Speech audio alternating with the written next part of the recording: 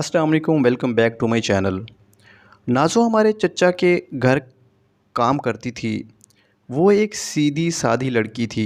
इसका बाप चचा की दुकान पर मुलाजिम था। चचा इस घराने का बहुत ख्याल रखते थे। एक रोज़ नाज़ो के बाप के सीने में दर्द हुआ और वो दुकान पर ही अल्लाह को प्यारे हो गए। इस हादसे ने हम सब को अफसुर्दा कर दिया। नाज़ो की उम्र इस वक्त 13 बरस थी। अब इसका एक बेवा माँ के सिवा कोई न रहा।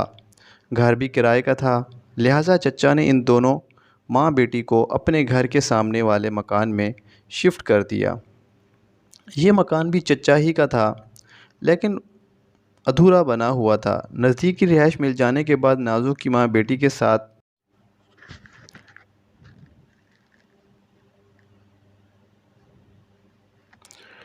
हमारे घरों में काम करने आने लगी। नाज़ो की माँ को हम चाची नूरा के कहते थे। वो नेक औरत थी, फर्माबरदार, ऐसी जो काम बताता कभी इनकार ना करती, इसीलिए सबकी पसंदीदा थी। नाज़ो एक खूबसूरत नाजुक नदाम लड़की थी। इसे पढ़ने का शौक़ था। अपने वालिद की वफ़ात के बाद जब वो छठी जमात में थी, इसकी पढ़ाई का सिलसिला ख़त्म हो गया। नाज़ो को इस बात का सख्त मलाल था। वो अक्सर मुझसे कहा करती, काश मुझे फिर से स्कूल में दाखिल करा दे तो उम्र भर ये एहसानमंद ना भूलूंगी। एक दिन चची से सिफारिश की कि उन्होंने चचा से कहा कि नाज़ो को स्कूल में दाखिल करवा दिया तो मेरे चचा की बेटी नाज़िश के साथ जाती और छुट्टी के बाद काम करने आ जाती। चची इसके साथ बहुत शफ़क़त के साथ पेश आती। वो तालीम का काम तमाम ख़र्चा बर्दाश्त करती। इसके अलावा वो माँ की भी माली मदद कर दिया करती थी। इसी बायस नूरा हमारे ख़ानदान की एहसानमंद थी, क्योंकि कभी हमने एहसान नहीं दिलाया कि वो गरीब और बेसहारा है, बल्कि चच्ची ने इनको अपने घर का फ़र्द जैसा जाना। मेरे चचा नूरा को आपा कहते और बहन का दर्जा देते थे। ईद के मौक़े पर जो भी अपनी बहनों के लिए लाते, वही चाची नूरा के लिए भी लाते थे। नाज़ो को अपनी बेटियों की मांद रखा हुआ था।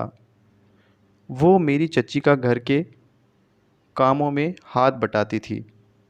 इनकी अपनी लड़कियां घरेलू काम काज को हाथ नहीं लगाती थीं। शुरू में मेरे चचा ज़ाद मुनीब ने नाज़ो की तरफ ध्यान न दिया। वह अपनी पढ़ाई में मगन रहता। लेकिन जब नाज़ो ने मैट्रिक के बाद खूब रंग रूप नखेरा तो मुनीब की नज़रें इस पर पड़ने लगीं। हमारी चची ने इन पर कोई नोटिस न लिया, जैसे ये ध्यान देने वाली बात ही ना हो। मुनीब चाहता था कि नाज़ो को भी कॉलेज में दाखिल कराया जाए। जब इसकी बहनें कॉलेज जा सकती हैं तो वो क्यों नहीं जा सकती। ताहम चच्ची को ये बात मंजूर न थी। वो कहती थी, यतीम लड़की है, हमने मैट्रिक तक पढ़ा दिया, बस इतना बहुत है। अगर ये कॉलेज जाएगी तो काम काज में मेरा हाथ कौन बटाएगा। अगर मुनीब इसको पढ़ा दिया करे तो ये प्राइवेट तलबा के तौर पर एफ़ए का इम्तिहान दे सकती है।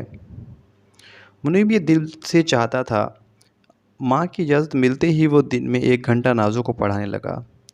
नाज़ो की भी ख्वाबों वाली उम्र थी। कुर्बत बढ़ने पर दोनों एक दूसरे से मोहब्बत करने लगे। किसी पर ज़ाहिर नहीं किया और घर में किसी को शक ना गुज़रा कि ये नौजवान दिल में एक दूसरे के लिए धड़कने लगे हैं।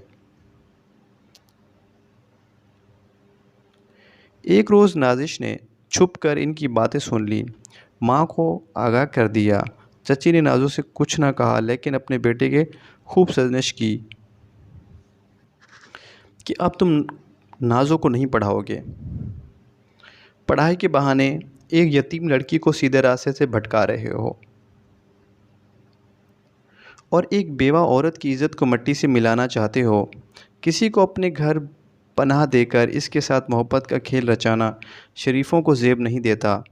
اگر تم نے آئندہ اس لڑکی کے بارے میں غلط سوچا، یہ لوگ تو گھر بدر ہوں گے ہی، تمہیں تمہارے ابو معاف نہیں کریں گے۔ اس دھمکی سے منیب ڈر گیا اور اس نے نازو کو پڑھانا تو دور، اس سے بات چیت کرنا بھی چھوڑ دی۔ یہ سب ماں کو مطمئن کرنے کے لیے تھا، دل سے وہ ابھی بھی اسے چاہتا تھا، وہ نازو سے سچی محبت کرنے لگا تھا۔ اس کا ارادہ دل لگی کا نہیں، بلکہ اس کے ساتھ شادی کرنے کا تھا۔ منیب نے سوچا، پہلے تعلیم مکمل کر لوں، پھر والدین سے اپنی شادی کی بات کروں گا، کہ میں نازو کو شریک حیات کے روپ میں دیکھنا چاہتا ہوں۔ 2 سال خاموشی سے گزر گئے۔ نازو نے بھی بہت احتیاط اور تحمل سے کام لیا، اس وقت کا انتظار کرتی رہی جب تک منیب تعلیم کے مکمل کرنے کے بعد اپنے پیروں پر کھڑا ہو جائے۔ البتہ یہ دونوں گھر والوں سے چھپ کر بات کر لیتے تھے۔ جب چچی گھر میں نہ ہوتی، ان کا راز صرف میں جانتی تھی۔ نازو مجھے اپنا دوست اور غم گزار سمجھتی تھی، مجھ پر اعتبار بھی کرتی تھی۔ منیب کے بڑے بھائی نجیب کی شادی ہو گئی اور میں چچا جان کی بہو بن کر ان کے گھر آ گئی۔ اب چچی اکیلی نہ رہی، شادی کے بعد گھر کی ذمہ داری انہوں نے میرے سپرد کر دی۔ میں نے گھر سنبھال لیا، تب انہوں نے نازو کی چھٹی کر دی۔ مالی امداد اب بھی وہ اس کی ماں کو دیتی تھی، لیکن اپنے گھریلو کاموں سے نازو کو ہٹا دیا کہ بچی جوان ہو گئی ہے، اس کا اپنے گھر میں رہنا ہی بہتر ہے۔ مجھے بھی کہا کہ اب بیٹی یہ گھر بار تمہارا ہے، چاہو تو دوسری ملازمہ رکھ لو، لیکن نازو کو واپس اپنی ماں کے پاس بھیج دو، کیونکہ نورہ بیمار رہتی ہے اور دیکھ بھال کے لیے اپنی بیٹی کی ضرورت ہے۔ تعلیم مکمل ہو گئی تو منیب کی شادی کی باتیں ہونے لگیں۔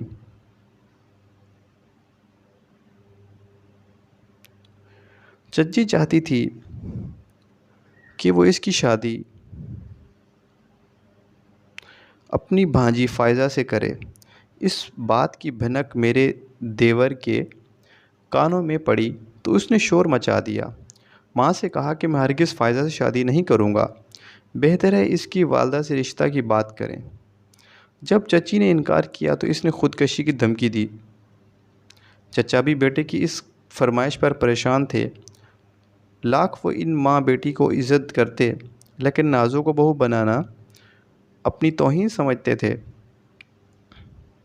جب دیکھا بیٹے نے بغاوت کر دی ہے تو نورہ سے رشتہ نازو کا مانگنے کے لیے بجائے ان کے پاس کچھ ایسی بات سمجھا دی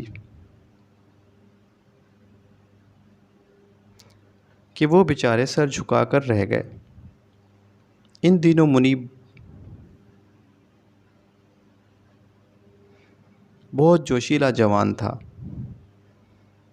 ایک دن منیب کو پاس بٹھایا، میری بات سنو غور سے، مجھے تمہاری خوشی عزیز ہے۔ ایک بات مان لو، جب تک تم انجینئر بن کر نہ دکھاؤ گے، نازو کی ماں اپنی بیٹی کا رشتہ نہیں دے گی۔ نازو کا رشتہ لینا ہے تو پڑھنا ہوگا۔ وہ پڑھائی کے لیے باہر چلا گیا اور محنت کرنے لگا۔ جب اسے خط ملا کہ اچانک حادثے میں نازو کا انتقال ہو گیا، یہ صدمہ منیب کے لیے بہت سخت تھا۔ وہ کیا کر سکتا تھا؟ ایسا قدرت کی طرف سے تھا۔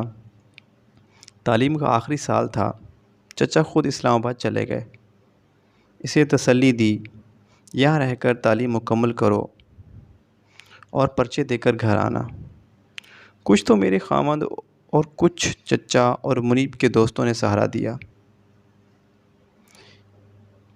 ہمت بڑی مشکل سے تعلیم کا آخری سیشن مکمل کر پایا اور اس کا شہر میں دل نہ لگا اور وہ بیرون ملک چلا گیا۔ یہاں بھی نازو کا دکھ گھن کی طرح کھاتا تھا۔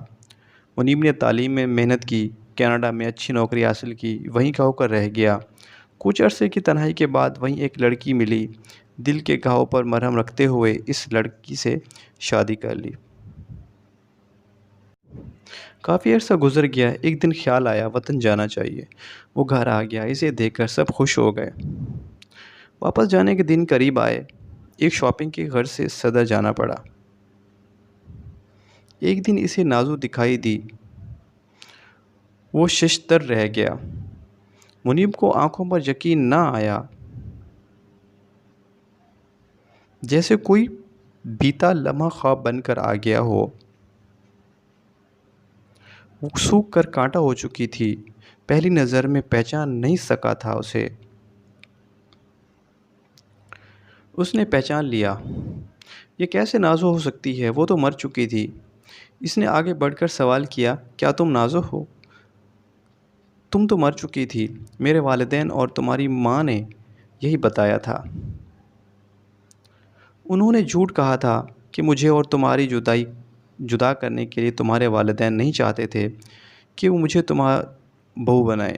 والدہ ان کے احسانوں کو بوجھ تلے جھکی ہوئی تھی۔ انہوں نے ہاتھ جوڑ کر ماں سے منت سماجت کی تھی اور ایسا ہی کہے گی۔